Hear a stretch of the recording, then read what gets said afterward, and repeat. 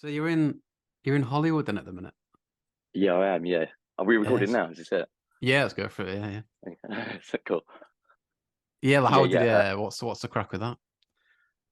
Yeah. I met a guy called William Reed who kind of does a similar job to what I do back in England, sort of promoting nightclubs and events. It's almost the exact replica of what I do. What I've done in Margate for the last sort of 20 years is what he does here. So yeah, I've just been out here DJing for him, and I've got a band that I kind of manage called Giant Drag out here. So yeah, I've just had friends for sort of the past sort of 15 years out here, and there's something about it I'm just obsessed with. I don't know. Yeah, yeah, definitely. I've only been once to California, but yeah, it's pretty great. Like Yeah, how does it there's quite work? Do you have to go on a visitor's visa or something? yeah, I'm on a visitor's visa at the moment. Yeah, there's just so many English people that I meet out here. Like I was at a gig the other night, and I got a tap on the shoulder, and a guy recognised my accent, and he's from Ashford, turns out, and he said to me that he was in a hardcore band called Winter in June, who I actually saw, which is like the smallest of worlds. And then he went on to tell me that he was in Gallows as well, which is just a really crazy sort of small world. Maybe because I was at Fontaine's DC gig, so maybe it was sort of a bit of a mecca for the British crowd. Yeah, fair, yeah. Whereabouts were they playing? A place called the Wilton. Yeah, Okay. the boys came to visit the Albion Rooms, so I met them then, and they're just great guys. I love their music, and yeah, it was just wicked to see them play out here. Yeah, yes. I bet there's some cool venues out there, isn't there? Yeah, there really is. Yeah, I was talking to some of the bands that I manage, and it seems that people kind of give a fuck a little bit more about live music still out here. Like, don't get me wrong, people are still going back home, but it just seems to be a bit more of a struggle to get people out. Like, I mean, I find where I live, it's easier for the DJs to draw crowds rather than the bands, which is just it's not the way around it should be. Yeah, yeah. What is that in America or England, do you mean? Sorry. It's in sort of England in general, sort of what I find from Margate is the DJ is the popular person as opposed to the bands. But out here, people sort of still go out to see bands a lot more than I find back home. Maybe that's just my experience. Okay, that's interesting. Because like I watch like some YouTube stuff from America and LA, and it all seems to be obsessed with like rap music. But is that just one aspect of it? Is there still like you say, a big kind of band scene kind of Oh thing? yeah, absolutely huge band scene. Yeah, there's a big venue called the Hollywood Bowl, which is almost if you took all the richest people in the world and they said we want to make a venue, this is kind of what the venue they would make. It's unbelievable. They've got every amenity you could imagine there. Ticket prices were pretty expensive, but the sound was great. But yeah, just really good bands and yeah, all sorts. I think Guns N' Roses just announced they're playing there. But I saw Pixies, Modest Mouse, and Cat Power. So yeah, still got a big pool of band scene, especially with Talking Heads movie just coming out. I mean, they're huge out here at the moment. Oh, okay, that's interesting. I'll have to watch that. Yeah. Yeah, it's really great. It's a live movie from a live show they did in '77. I went to see it in IMAX, and I'm just absolutely obsessed with that whole live record now. Couldn't recommend it anymore. Yes. Yeah, Hollywood Bowl looks mad. Like, be a great place to watch a band. Is it like they have like posh seats with like little desks and stuff? Yeah. They've got season ticket holders, so like you can imagine like the richest of the rich people sort of sitting at the bottom. Yeah. Yes. All right, mate. Well, let's take it back a bit. Like, cheers for sending a bit of info. Um, but yeah, let's take it right back. Like, what was your lead up to being involved with the Libertines? Like, how, what were you up to in the early 2000s kind of thing? I was just doing a business degree, and I didn't really know at all what I wanted to do with my life. I used to go to a nightclub every week, and I'd see these alternative DJs called Subsonic, and they were amazing. And I kind of wanted to do what they wanted to do, and I started putting on gigs. And I think the first gig I put on was Billy Childish and the Buff Medways. I've always been a big fan of him, and he's from my hometown, so it was pretty easy for me to put him on. Um, and I was just promoting the gig, and the Libertines had just come out at the time. I think What a Waste that week had come out, and I promoted the gig on their message board. Um, and Peter replied, and he said he wanted to come. So he ended up coming to Tapping a few days after to collect tickets. And yeah, I was thinking about this earlier on, and he came with Tabitha from the Queens of Noise that night. and we went to watch a band called Upsy Downsy. And I remember him going to the toilet and him coming back and him smiling, and he found a bag of pills on the floor, which I was thinking today, I wonder, did he actually find him on the floor? So yeah, he had like the best night of his life. We watched Upsy Downsy, and we just kind of stayed in contact from there. Um, and I guess I just started DJing at the time, so I was lucky enough to do all those early Libertine shows. I think once Peter realised that he could post on the forum and he could kind of put on a show wherever he wanted to, whenever he wanted to, it was kind of almost a light bulb moment for him. So I kind of just tapped on to letting me DJ for whenever they were doing those shows. Yeah, that's it. So like the first gig that you put on like led you to being in touch with them. That's pretty cool as well. Yeah. And then I remember it was maybe like a few months after that was the first time that I met Tom from the Paddington, all the Paddington boys. There was a gig that Peter did in Chelsea called Gun to Grove, where it was just a Mm. flat that he put on. He advertised his gig, hundreds of people turned up. All the Paddington boys came down, and that was the first time I ever met them. Uh, there was a band called Unstrung there. Just a lot of people from that Libertines early scene was all there that one night. And I kind of felt like a lot of sort of friendships were made. And there's always the same faces at gigs, like Fred from Spectre or Les Incompetent. He was sort of always around. Um, yeah, it was just a really good community. Yeah. No, it always sounds fascinating that London, the early London scene. It sounds really exciting. So when, in terms of like DJing for the Libertines, and would you go up and down the country, or was it just like in London? Just mainly sort of the London shows and whenever they did Kent. Um, there was a lot of London shows though. There was sort of, like I said, almost like there was a place called the Duke of Clarence, an Irish bar that they played at most weekends, or Filthy McNasty's, or the Rhythm Factory. There was always shows on where they would sort of do a weekend of events and book like 20 bands so they could help all the bands that they'd become friends with, and everyone was on the bill. Yeah. And how, always interested to know how old people were at this point, just because to like contrast it with what I was up to at the time. Say how old people were. Yeah. How old are you at this point in the early 2000s? So I was at 21, 22, and I remember uh, Fred from Spectre must have been like 15, 16. There was no way he was any older than that at all. So yeah, definitely between that sort of 16 to 22-year-old age, uh, people going out. Yeah, pretty perfect age for it all, really. Yeah, I guess we were just. I mean, even looking back at it now in hindsight, I feel super lucky, especially comparing it to the Monday music scene, which I'm. I mean, don't get me wrong, I'm playing the music that we've got now, but it just feels like back then there was something special. And maybe we knew about it at the time, but maybe people didn't. Maybe they thought that was just what life was like.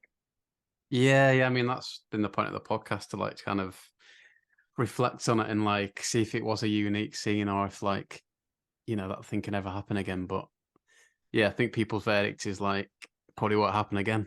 It's kind of a bit of a one up. Well, the last of like the big kind of guitar scenes so far. Uh-huh. Well, that's a shame. That's a shame if that's the case.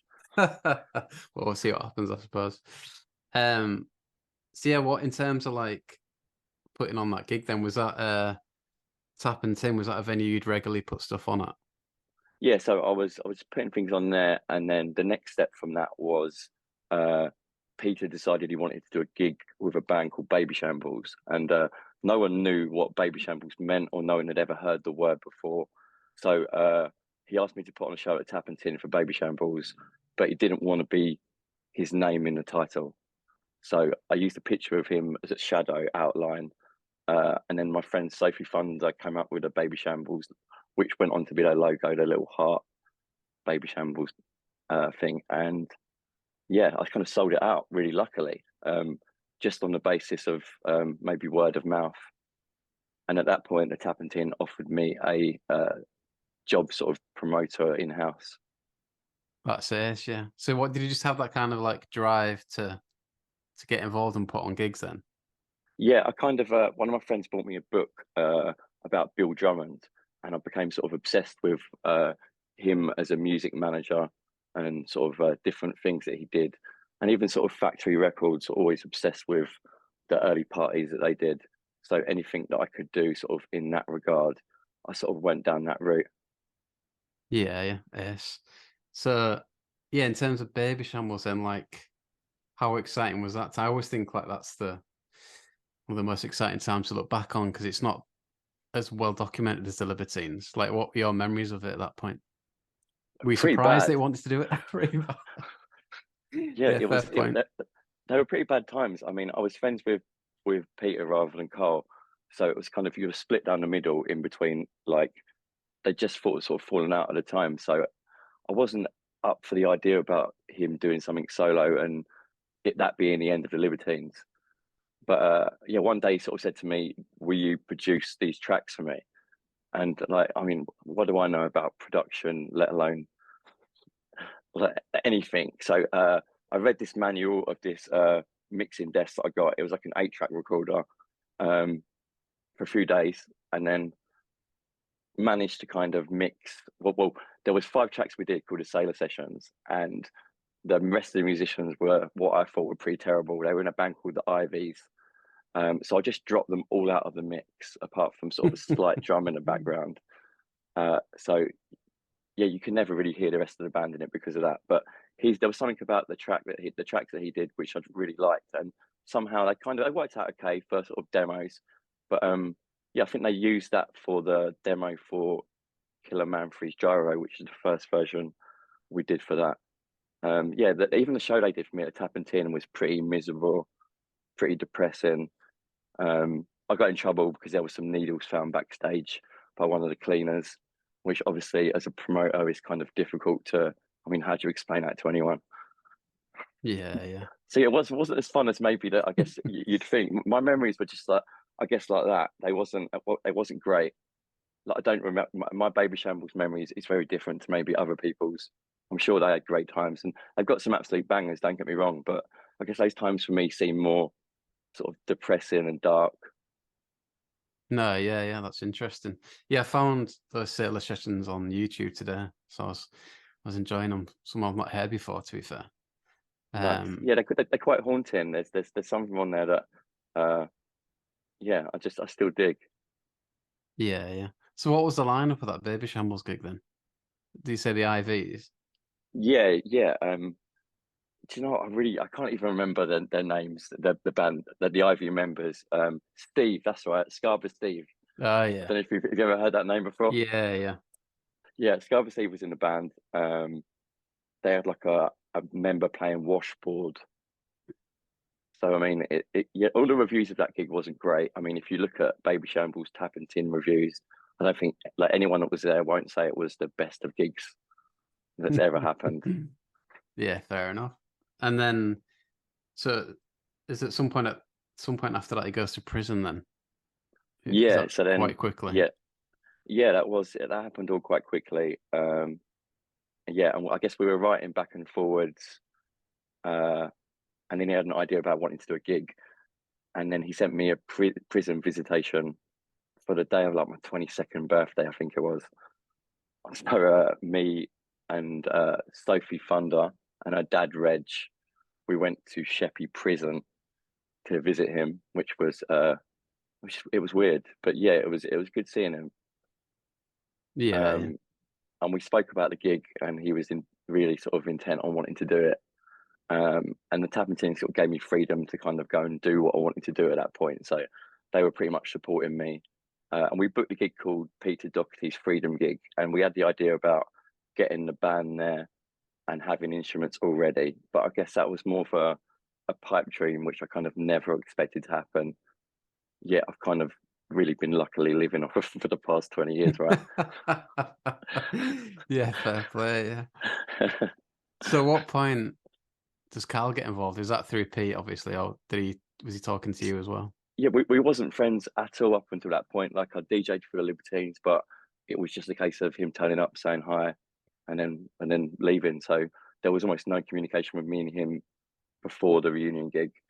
And then he called me like when I was waiting for him to turn up, and I think he was calling me a cunt, calling me an idiot.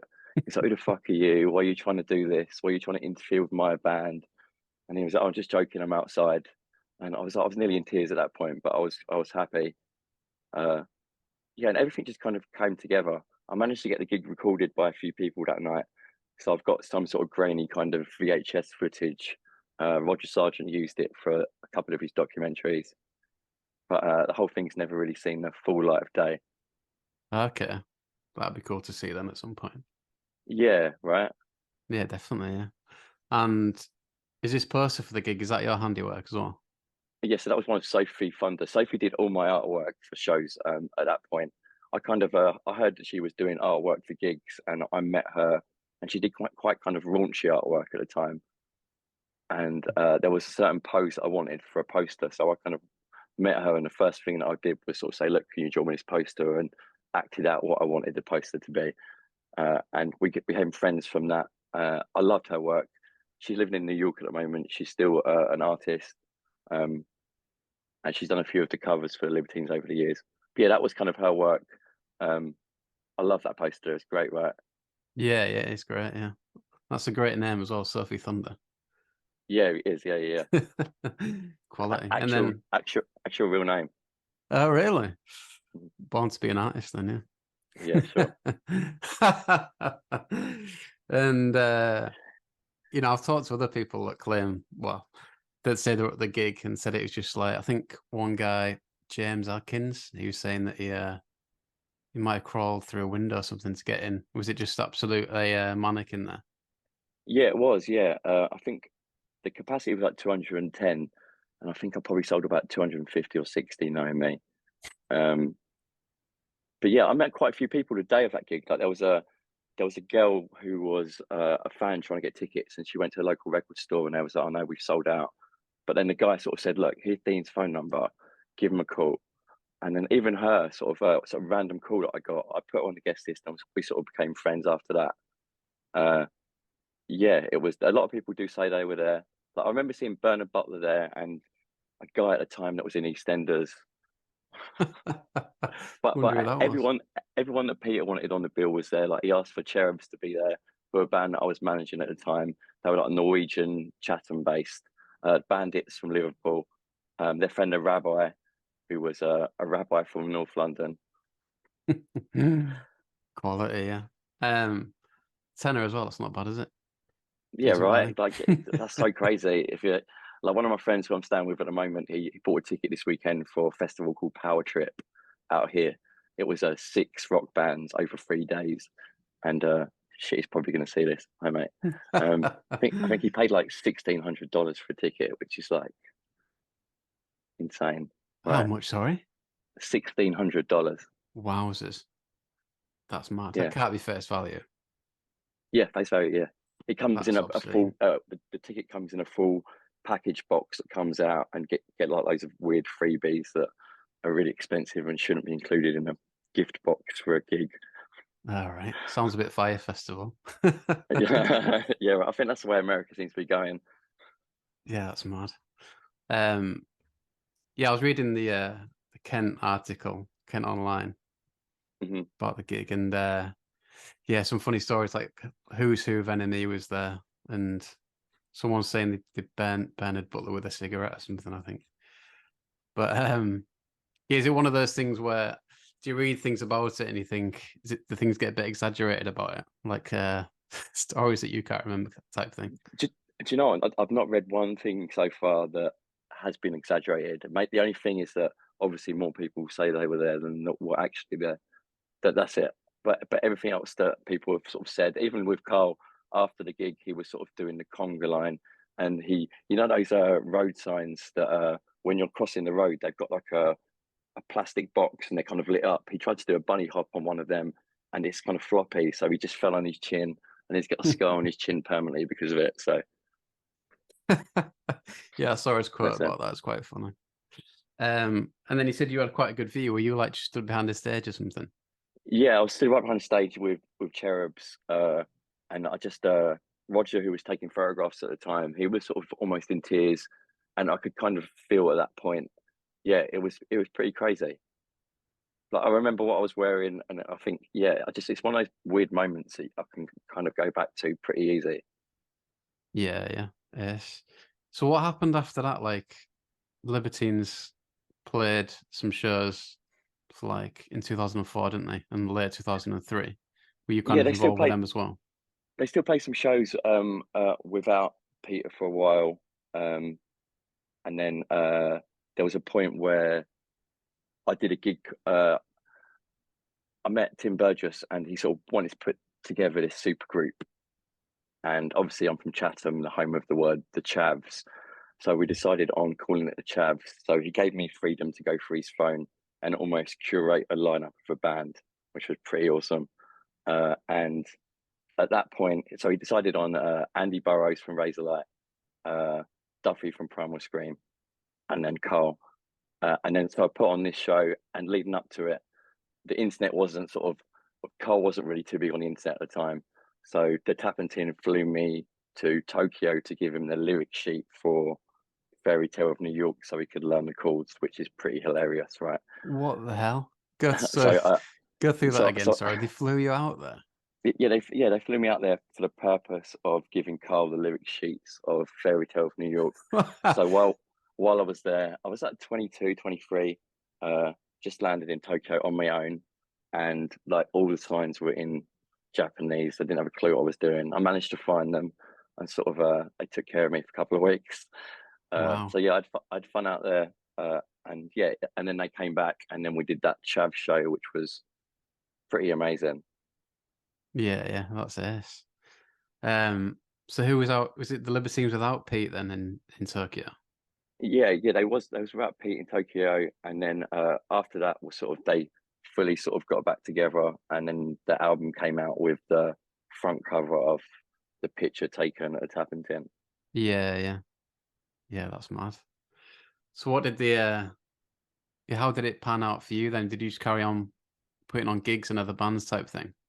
At that point, the tapping team decided they wanted to get involved in music, so they started the record label, and they let me decide what bands we were going to be putting out, which was pretty cool. Oh, So amazing.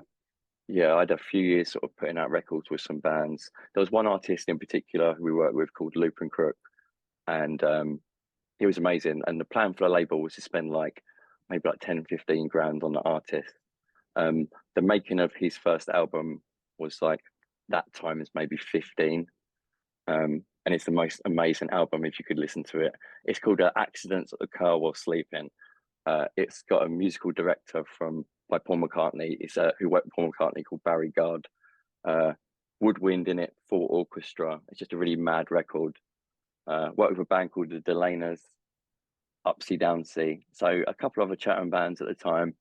And then after that period, I kind of made the dip to Margate. Okay, all right. Quite a few people have done a similar thing. Yeah. I went to Margate in 2006. I had a club on the seafront which I was running a night every Friday, and it was Yes. just a complete ghost town until almost what's this, like maybe 15, 17 years later, when it's just I kind of feel that 99% of the people you've probably interviewed have either been to Margate or moved to Margate. Like every indie band under the sun at the moment seems to be living in Margate. I don't know why, how, or it's pretty crazy. Yeah. So then when you went to the album rooms as well, right? Like how did that relationship come together? Yeah, I got a phone call one day from the boys, and they said they were going to be in Margate. So I met up with Peter and Carl, and they said, "Look, we've got an idea. We want to do a hotel." So this was back in like maybe 2014, and then they said, "Do you want to sort of be involved?" And I was like, "Yeah, of course." I had a business degree at the time, but zero hospitality or hotel experience. A year later, they buy a venue in Margate, and I project managed that for the build, and that took maybe 2 or 3 years to get what it was into what it is now. Okay, So, that's it. yeah, during that period, Peter was pretty much living in Margate full time, which was pretty wild. He had a couple of dogs, still got them, causing a The bit of trouble. Huskies. Yeah, they're absolutely they're so amazing. They're great. I mean, if you put them near other sort of wild animals, there might be some trouble, but other than that, they're like angels. More like the XO bullies. um, yeah, I read an interview about the new album, and Pete was saying he was kicked out at one point, I think, from the album rooms, he said, or something like that. Banned. Yeah. That was definitely, yeah, that was me. Yeah, it was there was one period of time where he was just being so difficult, and I decided to close the bar. I just couldn't deal with it anymore, so we closed the bar, sent everyone home, and I got home, and then I got a notification on my security camera saying I was seeing him letting himself through the window. So he let himself through the window, went behind the bar, and then started letting customers in through the window. Wow. Yeah, it was we had some good times and hard times with him sort of while he was in Margate. Um, I mean, it's probably not the best of places to be putting Pete Doherty, right? I'm not sure why. I've not been to Margate. I guess the best equivalent I could give you was imagine sending him to Blackpool on a weekend away. Right, Trying to right, give him the best of okay, ideas, right? yeah. I saw, was it in this Kent? I think it was in the Kent article. There's a picture of you with Pete back in the day getting a tattoo, the Libertines tattoo. Uh-huh. But you must have some great stories from being around them at that time. Yeah, that was good. That tattoo thing was weird because the guy in the picture that tattooed me, um, I went on to find out like 10 years later, he's my second cousin, which is pretty mad, right? All right. Yeah. Wow. Is that from Uh, ancestry.com or something? no, this was just my auntie was telling someone at a dinner table about it, and they just linked it, and he was like, Oh, "Oh, that was right. me that did that." Yeah. That's mad. Uh, yeah, those times were, yeah, they were great. They were, especially that tattoo. I remember him saying at the time that his manager Banny was going to come back and pay for it later on. He just completely blagged it and it never got paid for. Yeah, I mean, he sounds like an absolute character to be around, like just always something like funny going on. Yeah, like even over the years, there's just there's almost so many memories. It's difficult to kind of pick them all out. I guess the 3 years at the Albion Rooms were quite difficult. He was still kind of doing drugs and drinking quite heavily at that point, so they were a sort of hard period. But everything other than that was fun. You never know what you're going to do with him though. It's kind of like will just always go on a random adventure. If you're in his company, you can never know what you're going to end up doing or where you're going to end up going. So it's kind of quite fun in that aspect. But I mean, I'm autistic and I like to be quite routine and rigid and know what I'm doing and plan out my days. So Yeah, sometimes fair. that doesn't go too good together. Yeah, yeah. Do you think, is that why do you think, I always like wonder, well, I mean, he pretty much says it in his book that like Baby Shambles was inevitable just because he wanted a bit of freedom. Do you think that's was part of his character that he wanted to like break away a little bit when the Libertines were getting a bit more, I don't know, conform kind of thing with record labels and stuff? Yeah, I just kind of felt that in my brain, he felt like he genuinely was just kicked out of the band and there was no coming back for him. So with that in mind, there's nothing else to do other than like do something else for other people, right? Yeah, I guess so, yeah. But he also kind of says, I don't know, he felt a bit like trapped in Libertines at that point kind of thing. I don't know. But it's interesting. Have you ever thought about writing a book or anything? Yeah, I have. Yeah, I just quite a lot of stories might get me in trouble. It's one thing I've always worried about. Like I think Yeah, yeah. even that last Peter book, I got a phone call saying there's going to be a few stories about you. Is it okay? And like I cleared them and it was fine. But yeah, then I mean, I wouldn't want my mum to be reading that. Yeah, yeah. I think he said there's quite a lot that couldn't go in or something. Yeah, uh, I yeah. wonder if there's I like an would. unedited version somewhere. I think I've read quite a few of the Libertine books over the years. Welsh Pete did one of the first ones, Yeah, I remember um, that one. Yeah. and then I think the definitive one is just Anthony Thornton and Roger Sargent one. Though I mean, they're Yeah. they're. Yeah, I remember that. But I guess if I was to do one, then yeah, it would kind of be more not just Libertines, right? There's a lot more to bring into it. But yeah, I'm not sure if anyone would be interested. To be honest, I'm No, I reckon there'd be some great stories in there, yeah. Get on it in between the DJ. maybe. So then you left, did you go straight to America then when you left the Albion Rooms? Yeah, I did. Yeah. When I left the Albion Rooms, I had two people in particular say to me that they thought I might be autistic, which I found quite funny. And I went for testing, and found out I'm extremely autistic. It's like the only test that I absolutely aced. And at that point, I've kind of done with hospitality. The band were fine about me sort of leaving. They've always been good. Like anything that can bring me in or let me DJ with them, yeah, they've been super helpful with. I manage a guy called Evan Williams who's on Peter's label Strap Original, Okay. so there's still sort of links there too. Right. Yeah, Yes. I went straight to America straight away. And yeah, I stayed out here for a bit, and I've kind of been back and forward. Yeah. Yeah. But you feel like it's for you out there, kind of thing. I love Margate, and there's certain aspects of Margate that I'd love to stay in. I like it out here too. I'm not sure. I'm really happy at the moment, just dipping back and forward and just having a calm life away from 24/7 hospitality. Yeah. Yeah. That sounds estimate, to be fair. Um, but yeah, like it's interesting around the Libertines. Like, was a kind of a bit of a community of people. Do you know what I mean? Like a quite tight knit group. Yeah, massively. I know I mentioned Fred earlier on from Les Comp, but I saw him again recently, and I maybe get to see him for about sort of 30 minutes every few years, and I just love time with him. It's great. And like Tom from the Paddingtons, like anyone that I get to see from those days, yeah, I relish any minute I get to spend with them, just because it still feels that exact same way as it did when we first met. Yeah, yeah. And is there a high point when you look back? Obviously, the happened.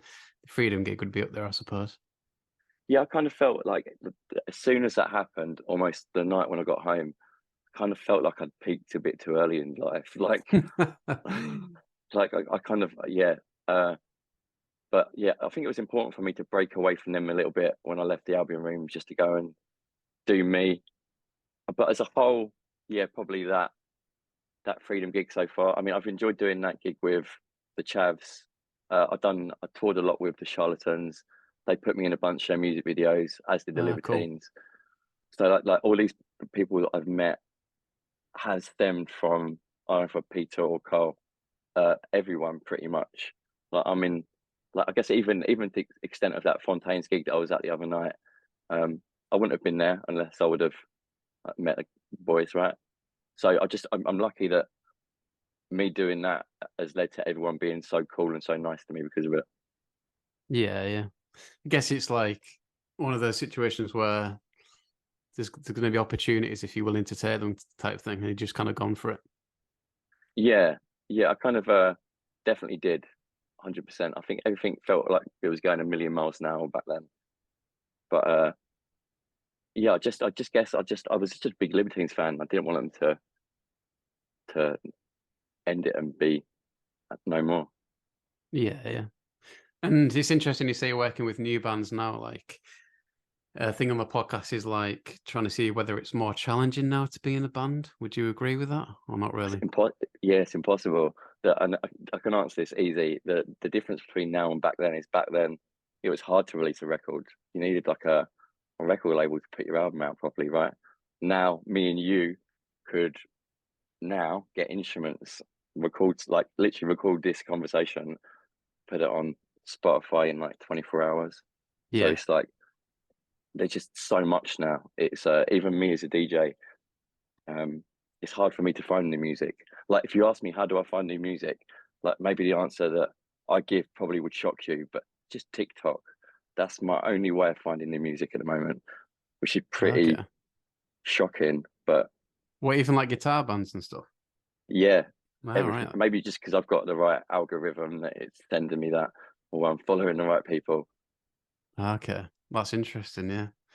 Because like it feels like back in the day it felt like it was like young bands that were getting somewhere as well. Whereas now it's kind of changed a bit. Like the landscape's a bit wider, isn't it? You got bands like Yard Acts that are getting big in the 40s type thing. So There's still a young band coming out. Like I don't know if you heard of a band called Molotovs at all. Since okay, you've been now I'll have a doing, look, yeah. yeah. So these kids, I met them uh maybe about 4 or 5 years ago. Their parents were staying at the Albion rooms, and the kids at the time were maybe 13, 14. So like young kids. and they had their instruments, and the studio was empty. So I was like, guys, do you want to go in there and just sort of practice for the day? And they just relished it. And at that point, lockdown hit, and they played a show a day for the whole of lockdown. So they're like one of the most well rehearsed bands you're going to see. They're children still, maybe just turning adults at this point, but they're just unbelievable. Like all three of them have just got a wealth of talent. So yeah, it's cool for me to still see those sort of young bands. Yeah, yeah. Yeah, but Yard Act are amazing though. Yeah, they're like wow. Yeah, I mean, how old are Fontaines out of interest? Do you know? Do you know what? I'd say sort of late 20s, early 30s. Okay. Right, again, they've been going a few years now, haven't they? Yeah, maybe like 5. Yeah, yeah. And what's it like in America? Do you see a lot of like a lot of young musicians around? Yeah, I've been going to gigs sort of whenever I can. There's a guy out here that puts on shows called Texas Bob, who was do you know what? He's the perfect person for you to talk to at some point. Oh, brilliant, yeah. If you said to me who's the biggest character of that whole scene in the 2000s, Texas Bob's probably your link to everyone. Okay, all right. Like everyone knows him. He was in Television Personalities. He works with Alan McGee now doing sort of Creation Dream Machine nights, but out in LA and in England. Yeah, he's sort of he's cool. Yeah, he's out here. He puts on shows. I went to see a few bands that he put on. There's a band sort of play every Friday in the club that I DJ at. So yeah, there's always seems to be a different sort of gig going on. I think Guns N' Roses just announced that Hollywood Bowl show for beginning of November. It's like November rain. All right. Nice, yeah. And then where are you DJing at the moment, did you say? It's a place called Club Decades, just off the Hollywood Strip. It's a club called Bordner's. It's the oldest club in Hollywood. Oh, amazing. Yeah, That's it's it. fun. Yeah, you just kind of like living the dream a little bit at the minute then. Yeah, I feel like a bit of a twat saying when everyone says. I think when I messaged her recently and I'm like, oh yeah, I'm in Hollywood. Like, how do I say that? Being like an autistic kid from Chatham. Like, I can't say that without sounding like a massive knob. I know what you mean, yeah. But like fair play to you. It sounds brilliant. Have you heard much about the new Libertines album and what do you expect from it? I've got to hear it quite a bunch. I was I've picked Carl up a few times from a few of the Libertine shows recently, and he played it to me while I was in the car with John. And while I was driving, I had John and Carl both singing along to the record, so I kind of had it in surround sound. But yeah, I think it's great. I know it's obvious. I'm going to say it's great, right? Uh, in hindsight, the past record or two was good at the time, maybe, but it wasn't like a masterpiece for me. Good songs, but not masterpiece. This new album, I feel like every song's just catchy as fuck. Every song's like a banger. There's a song on there where all 4 of them are singing, which maybe for the first time, I don't think there's any other songs of theirs which all 4 of them get almost to the lead vocal. But yeah, really good. Sort of the Libertines in 2024 sound, something that I didn't expect to ever hear, and I'm happy with. Yeah, yeah. Yes, look forward to it.